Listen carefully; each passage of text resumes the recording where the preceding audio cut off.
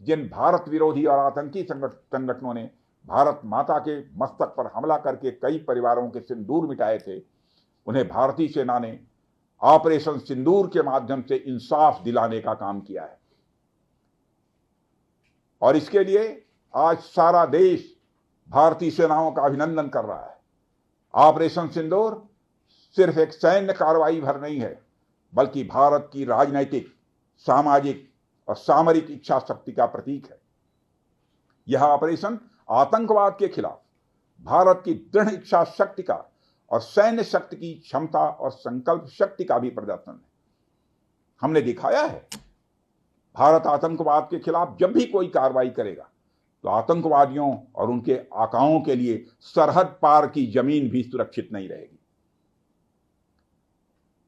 भारतीय सेनाओं ने ऑपरेशन सिंदूर को पाकिस्तान में मौजूद आतंकी ढांचा ढहाने के उद्देश्य से लॉन्च किया था। हमने उनके आम नागरिकों को कभी निशाना नहीं बनाया था, मगर पाकिस्तान ने न केवल भारत के नागरिक इलाकों को निशाना बनाया, बल्कि मंदिर, गुरुद्वारा, गिरजाघर पर भी हमले करने का प्रयास किया।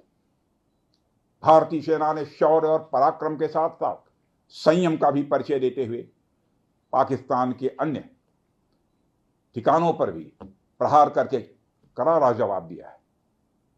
हमने केवल सीमा से सटे सैन्य ठिकानों पर ही नहीं कार्रवाई की, बल्कि भारत की सेनाओं की धमक उस रावलपिंडी तक सुनी गई जहां पाकिस्तानी फौज का हेडक्वार्टर मौजूद है।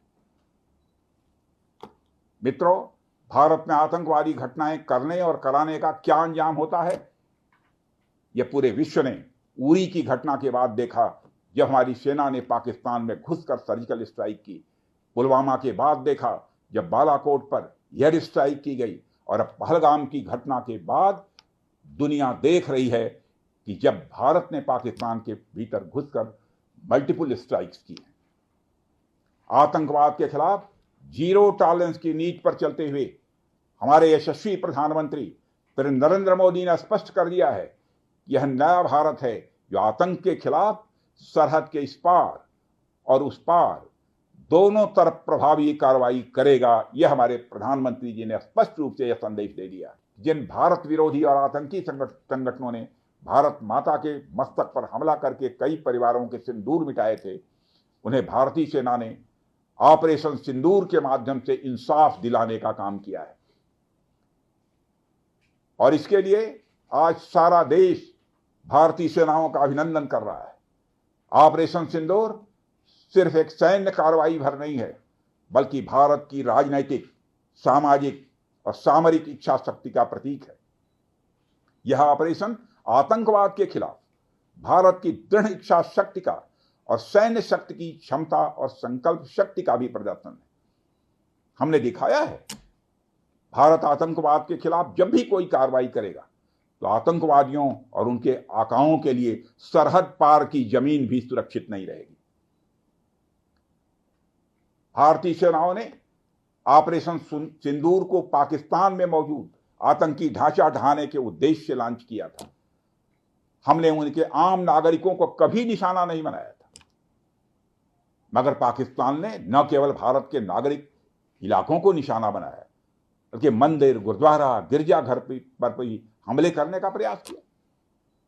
भारतीय सेना ने शौर्य और पराक्रम के साथ साथ संयम का भी परिचय देते हुए पाकिस्तान के अन्य ठिकानों पर भी प्रहार करके करारा जवाब दिया है।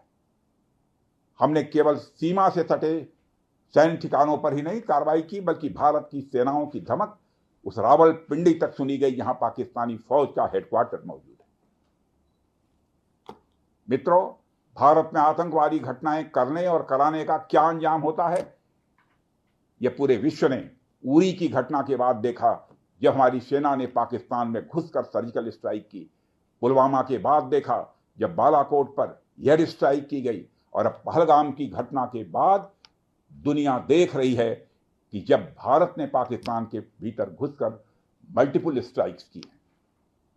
आतंकवाद के खिलाफ जीरो टॉलरेंस की नीति पर चलते हुए हमारे यशस्वी प्रधानमंत्री श्री नरेंद्र मोदी ने स्पष्ट कर दिया है कि यह नया भारत है जो आतंक के खिलाफ सरहद के इस पार और उस पार दोनों तरफ प्रभावी कार्रवाई करेगा। यह हमारे प्रधानमंत्री जी ने स्पष्ट रूप से यह संदेश दे दिया।